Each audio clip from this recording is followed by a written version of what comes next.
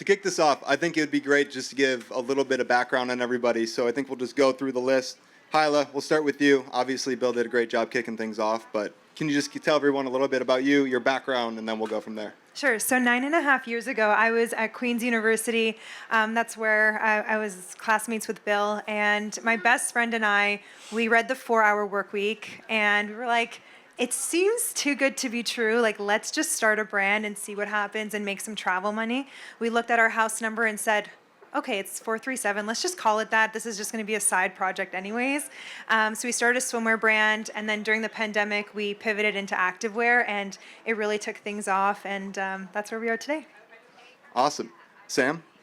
What's going on? Sam Niebel, co-founder of Good Wipes. 18 years ago, I met my co-founder Charlie in the upstairs bathroom of a fraternity house at Florida State University. Really scrappy school and really scrappy fraternity house. And we bonded over the fact that we were both wiping our butts with baby wipes.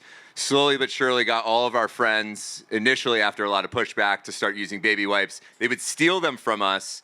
We would bring Ziploc bags with baby wipes to tailgates and football games and even the school library. Lo and behold, after that, we decided, hey, we should really improve this. I have rabid, or what did I say the other day? Ravenous IBS. And Charlie has sensitive skin. So we wanted to come with a more approachable brand that could make people feel good and a better product. And so that's what we did. And we've been doing it for 12 and a half years. And this first 7 years were really scrappy and ineffective. But now we're in Walmart, Kroger, Target, Safeway, HEB, baby. HEB. Love it. HEB, Butts. Howard Ever Butts. All right. Brian. My name's Brian. Co-founded a business called It's That Simple. Started it 6 years ago. Been scrappy when we started. Still scrappy. We're rolling low-carb sushi downstairs. We produce low-carb meal solutions. We're in about 10,000 grocery stores. Not as big as Good Wipes, but getting there. Way more delicious. Yeah, I would eat my product over yours. Way more delicious. All right. So I'm Brett. I'm with Postpilot. We're a sponsor. You guys don't really want to hear what the hell I have to talk about, but we do direct mail automation for e-com brands, retail brands. But yeah, I'm not going to bore you with my stuff. You guys want to hear about their scrappiness, what they did. A little bit about me though. My background, I've been in tech startups my whole career. This topic really resonates for me. I mean, it's always doing more with less, always figuring out how to get by with the stuff that you have and just be resourceful. So I'm doing that day in and day out, just in a different lens to a different audience. So thrilled to talk to you guys, thrilled to hear from your experiences and dig into it. I do think we have a unique blend of things to talk about here. I think we have some like tough stories. I think we have some fun stories. I think we have some revelations of how we can be scrappy while still having good balance in our lives. So I think we're going to get hit on all that. Hopefully cut through the shit a little bit and like cut into it and not, be a boring panel that just gives you fluff, but actually give you stuff that's useful. So yeah, let's jump into it.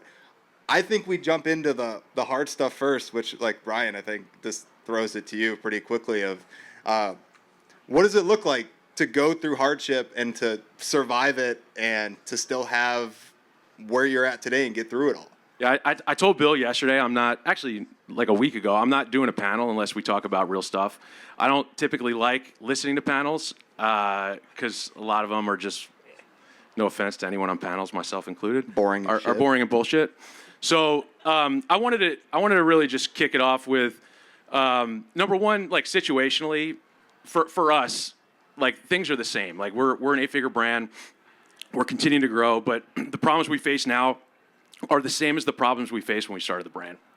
So, when we kicked off, we started in early 2020. Obviously, COVID hit. COVID was actually a blessing for us because we were fully in stock and we started our business D2C and we built a business really quickly. Less than 6 months after we launched, we got hit with an IP lawsuit, which is fucking crazy. And like situationally, this is about how you respond to things, right? So you keep going. Contextually, like that was enormous. Like we felt like our business was going to go away, but we kept moving forward. A few months later, we got a massive purchase order from one of the largest retailers in the country, and we're like, all right, we're good. We're going to roll. They found out about the IP litigation, lost the purchase order. That went away. This story kind of keeps going, but really what I wanted to do was kind of present that. That same retailer now, we're in every single store. We got all that distribution back. It took 3 years, right? but more a narrative around perseverance. And you know, you always have cash issues. You always have challenges that come up. Legal stuff happens. People shit happens. So yeah, I really just wanted to keep it real a little bit. And I know Sam's got a story that's kind of comparable. Sam and I met, 2017, 2018. They were doing like what, $1 million in sales at the time. Are you going to tell a story about we were a really small, shitty company doing a shitty fundraise together? Brian was our bank representative, and we got absolutely zero traction. But We got so much traction. Are you kidding me? that's right. Thank you, Brian. Thank you. We got so much traction. You're still alive, aren't you? We're still here. We're thriving. Gave him some great advice. So I think what you guys are getting at there. So everyone here is into health and wellness to some extent. Obviously, that's why you're building the brands that you are. That's why you do what you do.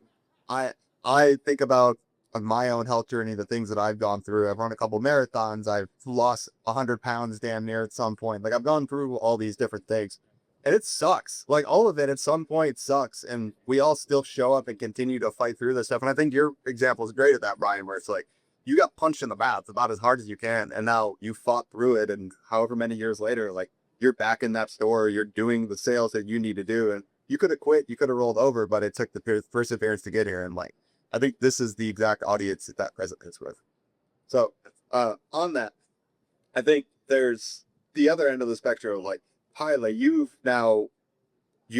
learning how to be scrappy and still having balance and not having to just grind every single day. I think there's a habit from health, from fitness, from tech, from this industry of just wanting to have the expectation of working 60, 70, 80 hours a week and being exhausted about it. But I think you've figured out how to have a successful brand, how to be scrappy and give yourself that balance that makes you drive to do the things that you want to do. So can you tell them a little bit about that experience? Yes, and this is me getting real because we wanted to cut through the bullshit here. In my last relationship, I think that I was so focused on my identity as growing 437 to this 8-figure brand, and was so in that and was so obsessed with that. And it really just, I wasn't like sleep when I die type of energy, but I was very much so focused and so burnt out from just like not filling my cup in the world outside of 437 in my life, that I almost used the relationship as like the escape to a degree of the stress that I had in my business. And when it all came crumbling, I realized, wow, we really swept so much under the rug.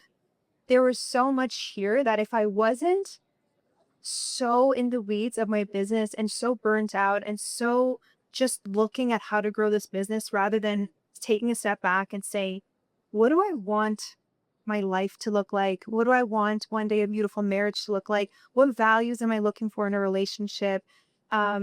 Is this really in line with who I am and what I'm looking for? I think I got so distracted by the fun and the surface level because I was so burnt out. And this was an era that I was looking to hire my replacement, a CEO in the business. We were hiring advisors, spending our money there. We'd had a lot of cash flow issues. It's about like 3 years ago. And that's when it all kind of cracked. You know, I was at a retreat because I was like, I need to take care of myself again and kind of navigate this breakup. I was at a retreat in Sri Lanka, and then I have our COO call me and say, Hyla, we're about to go bankrupt. And what's crazy is on the surface, we were crushing it online. Like Kendall Jenner was wearing our activewear at the time. We were getting into major retailers. Like everything was good. We were making money, but we were spending more because of these advisors my co-founder and I desperately hired because we were so unhappy and so burnt out. And I think that's what happens is when you we were willing to sell the business at the time, not in a place of power, in a place of desperation, because we were so exhausted. Nothing good comes from making decisions in that place in a business. And so she calls me, and I remember I tuned back into the love that I had for this business, why we started it, which was to have freedom and to be the woman we want to be and to have the families we want to have.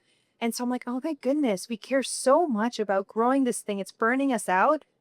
Let's flip the narrative. Let's just love what we have, cut out all of these expenses, And we couldn't, speaking of being scrappy, we couldn't go and give everyone raises. We gave everyone on the team a 4-day work week, and that's been 3 years now, and we haven't gone back.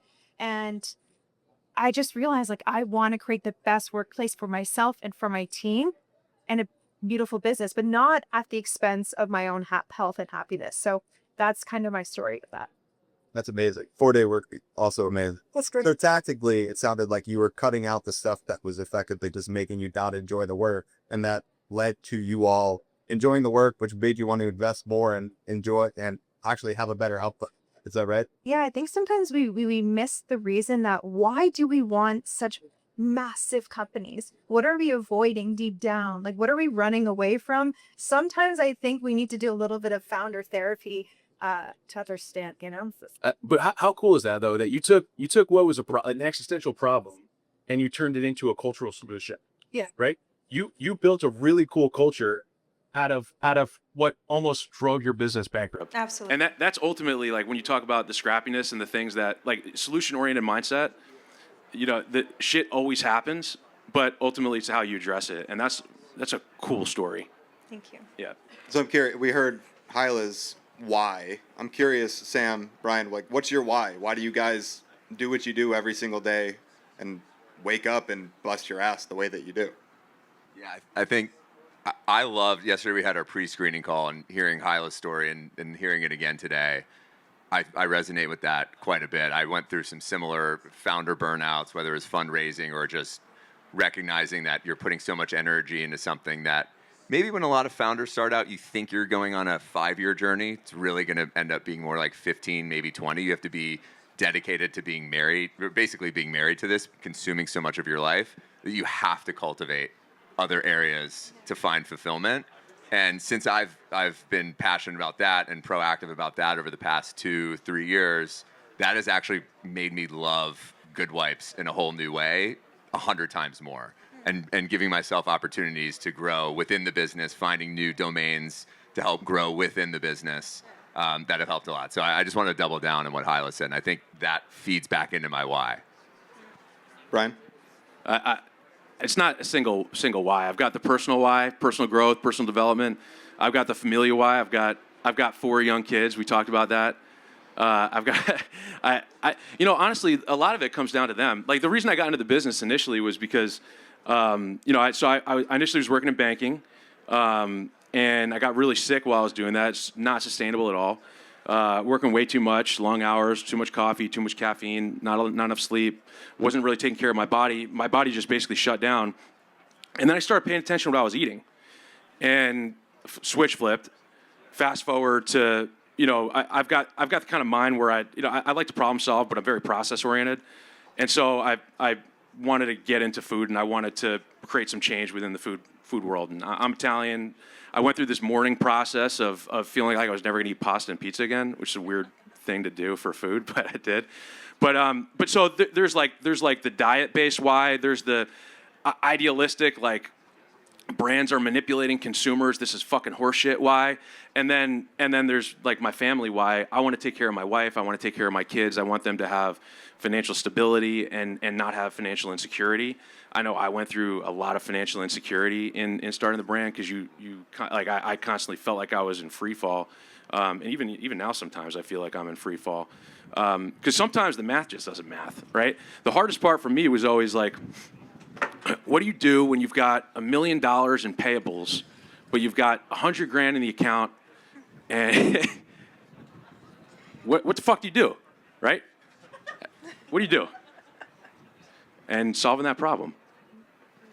There's a bunch of different threads I want to pull on there, but I'm trying to think of where to start.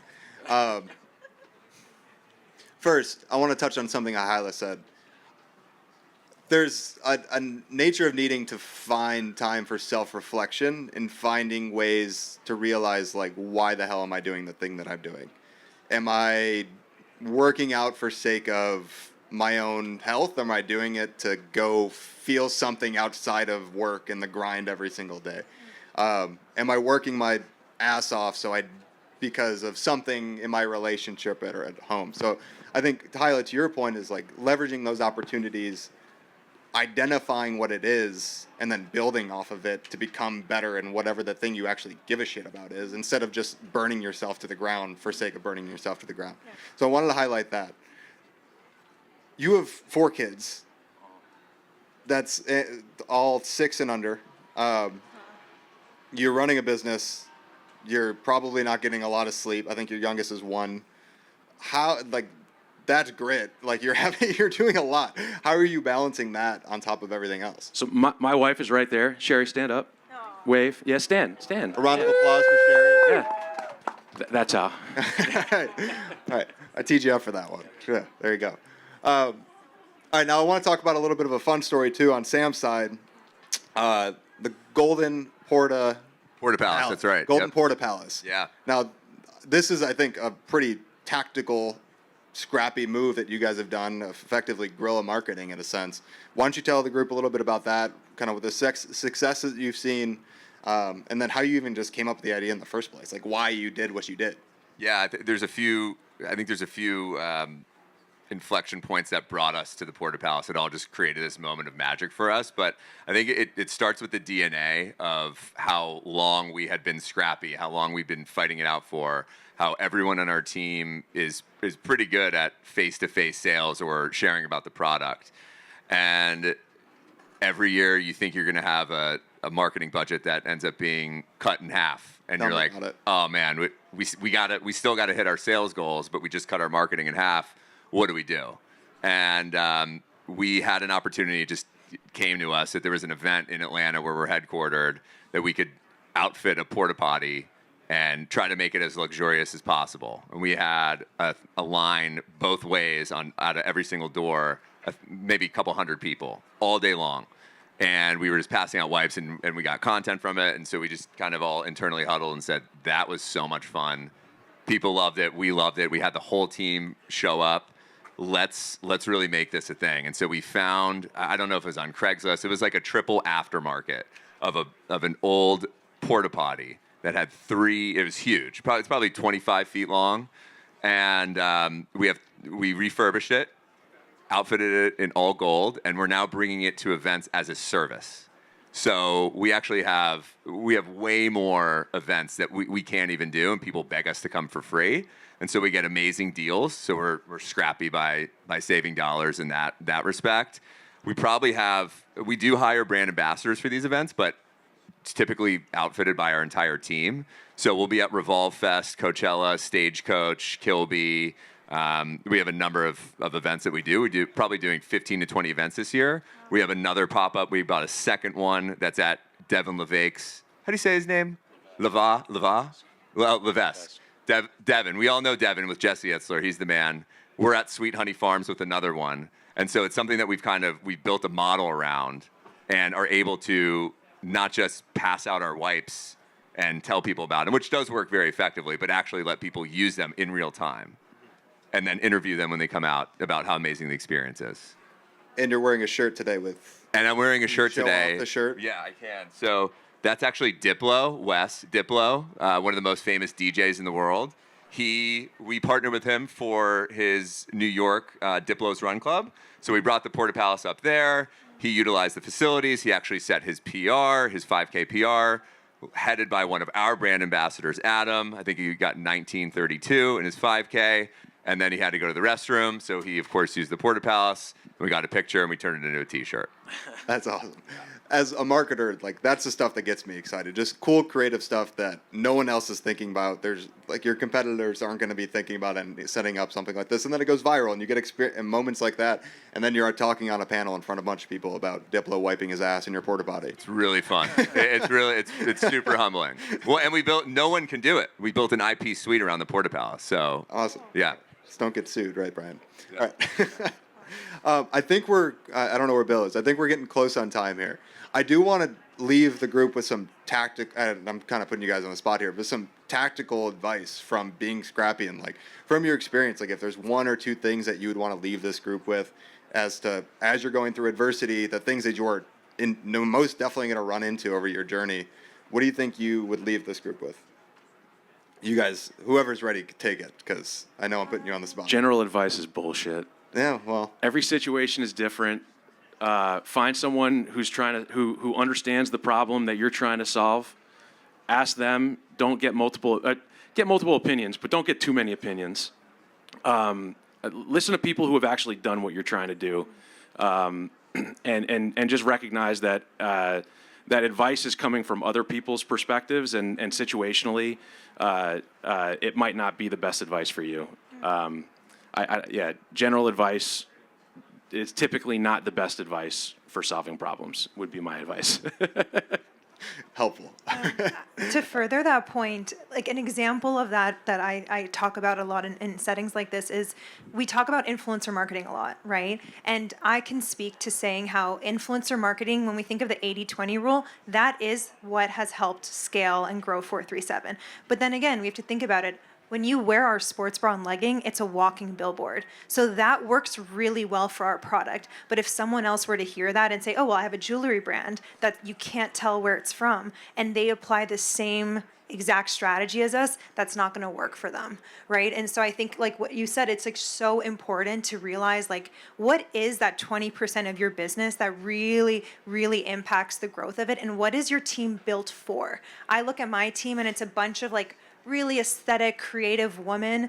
We're not an events team. Like, I don't have an event planner. I don't have these people. And so when you look at our competitors who are doing these incredible pop-ups, we're not ready for that yet, but we're really ready to scale influencer marketing 10x next month, for example. So I think really thinking about what your business is built for, what you guys are really good at, and scaling that.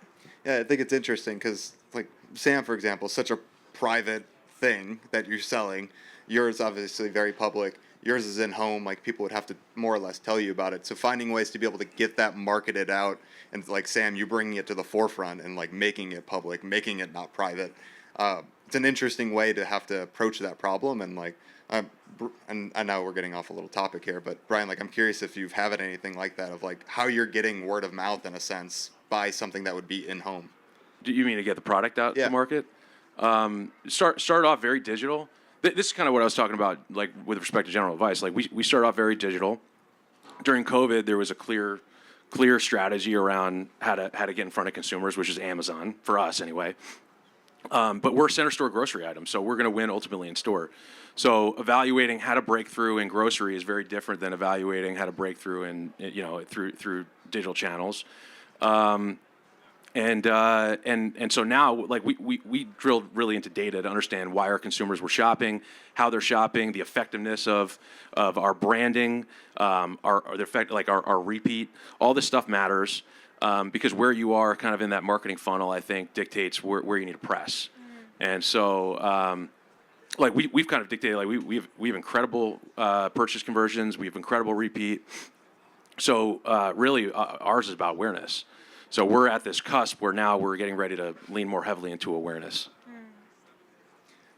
Sam, a little bit of tip from you, and then I think we're going to wrap up here.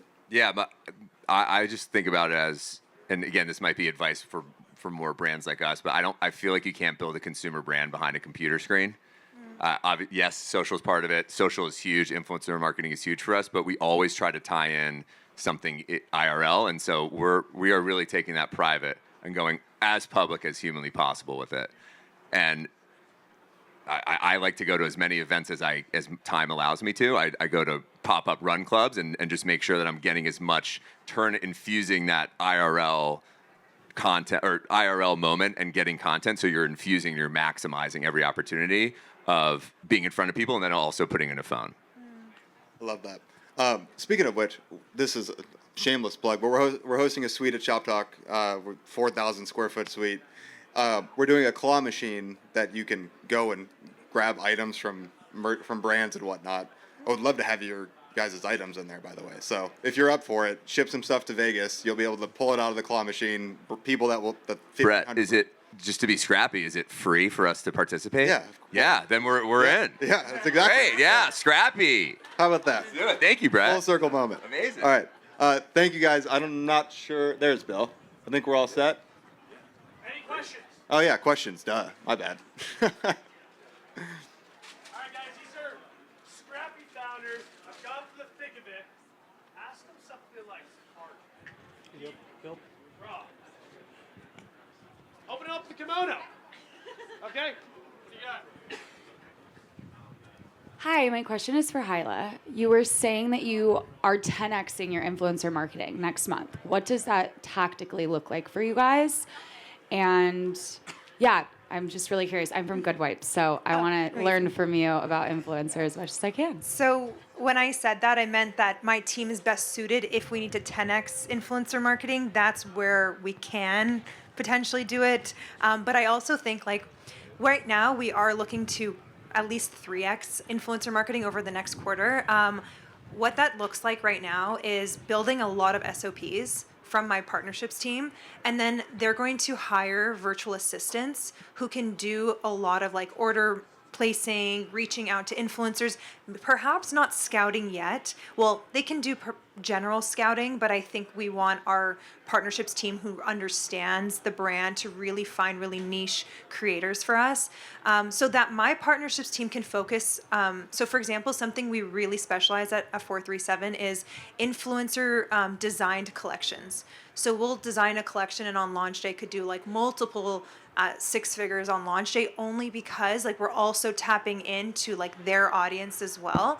And so that's where I want my partnerships team to be, whereas I want to hire a bunch of VAs to find new people, gift, and it's just seeding, right? So for us, we probably 99% of like influencer marketing budget at 437 is just on seeding and shipping. It's not on actual posts or anything, because I find that it removes the organic actual love for the product from it. But then there's like the creator side where it's like, okay, I do need this specific woman with usage rights. And so now I'm going to build a team of affiliate marketing and content creators. So I think it's just the processes and then hiring virtual assistants to fill it out. We don't use any of the softwares right now either. I like in-house like spreadsheets and stuff, but perhaps soon. Yeah, maybe that helps. I have a quick question for all three of you, or anyone that wants to answer it. I think like brands are very important for all three of you, and I agree that no one size fits all. So what's working for you might not work for the other brands. So how did you early on, and how has it evolved now, secured the name of your company and your colors, your logos, all of that stuff to make sure that you stayed authentic to what you wanted to create and scale? The name, like how do we get the name? Yeah, like how do you, pick your name and protected your name to what it is Like the now? brand and- identity? Yes, your brand identity. For us, we got really lucky with an awesome IP lawyer, and we filed and we got Good Wipes, and she's an incredible IP lawyer. But I'm trying to think back like 13 years ago when we were coming up with we had like 4 sub names. It was like the Guy Gene Group with Below the Belt Wipes, and we would just share it with people, and they'd be like, what the fuck am I looking at? Like there's nothing. I have no idea what I'm looking at right now. And so the Guy Gene Group. yeah, yes, yeah, I like that. We have so many. You can have it. It's free. It's out there. We dropped the trademark, and so we sat around and we just kind of put a little art and science. Had no idea what we were doing. We were just like, we are Good Wipes. We are good. Let's build around Good Wipes. Let's frame this kind of negative connotation or lack of understanding about wipes and what's flushable and what really is you can use, and come up with a name that reframes that. And we think the name Good Wipes does 99% of the heavy lifting, right? It does a lot of the work for us. Labels what the product is, but also allows you to build a brand around it. Thank you. Thank you. Scrappy idea for you. You should fight like Tushy or a bidet brand. Do a boxing match against a bidet brand. And you could be my trainer. Yeah. I would love to do Do that. it. Yeah. Anal ice lasers is what a lot of people call them. All right. Any other questions? That's a really good question. We got one right here. We're wrapping. Pass it down. Yeah, community right there. That's sharing. Thank you. All three of you guys spoke about truth and skipping the BS, and all three of you seem to have gone through some hardships.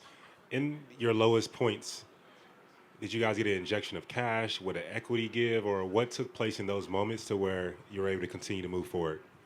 For me, it was conversation. Just leaning on the people around me, recognizing that the problem that I was most of the time I'm too close to the problem.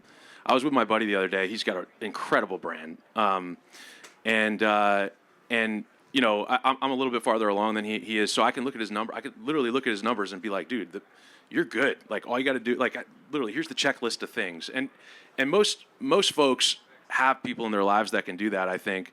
But you get a lot of input. And I think too much input becomes a bad thing. Most people who are entrepreneurial analyze things way too much. You get way in your own head. You get down. You get depressed. Like I remember one time I was feeling really down because a lot of for me, a lot of the hard things, like I mentioned, were around cash or problem solving or like existential threats. Right? These existential threats pop up, and I'm laying in bed and my wife throws a notepad on my chest. She goes, "Write a list of everybody who believes in you." That hit hard. Yeah. She's awesome, man. Yeah, she's awesome. Woo, Sherry! Yeah, I remember calling one of my best friends. He'd invested in my company. I'm going to get emotional thinking about this, but at one of my low points, I didn't want to let him down, right? A lot of this, for me, a lot of it is I don't want to let people down. Like, the people believe in me, right? People are investing in me. A lot of money we raised. And I told him, dude, I don't know what to do. I'm thinking about quitting. He told me I care more about you than I do about the money. It's like, holy shit. You got people like that in your life? Fuck. You can keep going. That's a safety net right there. So just the people. Talking, the people, that's everything, bro. Yeah.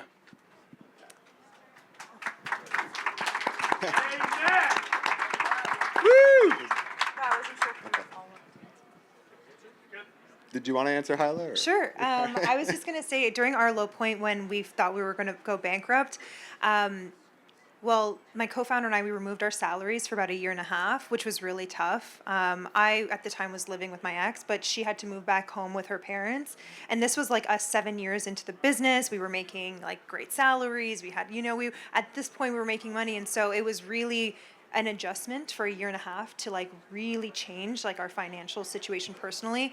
We were this close to selling our homes to using that money for the business because we were bootstrapped. We've always been bootstrapped. And then, like I said, when we had our team, we went to our team and, it was time to talk about raises and it was a year in and we did everything in our power not to have to let go of people. But we went to them and said, we can't do raises this year. We can't do, inflation, even inflationary, but we're going to do 4-day work weeks. And the value that gave our team, it's like you can still provide value to people even outside of like cash. And so yeah, that's something we had to do. But we removed every agency we worked with.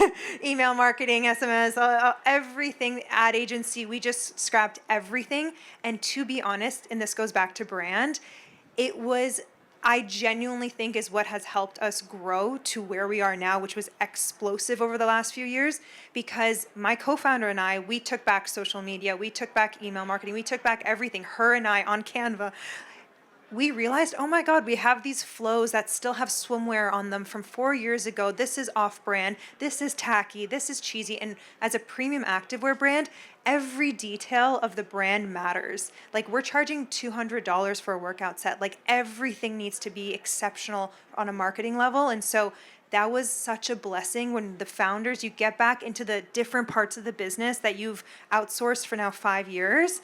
And, it really helped change like our brand. So it was kind of a blessing if you frame it that way. Yeah. Awesome. Yeah, I think we're good. All right, let's give a round of applause at them. I'll answer in private. I'm fired up. What a great panel. Let's go. Willpower.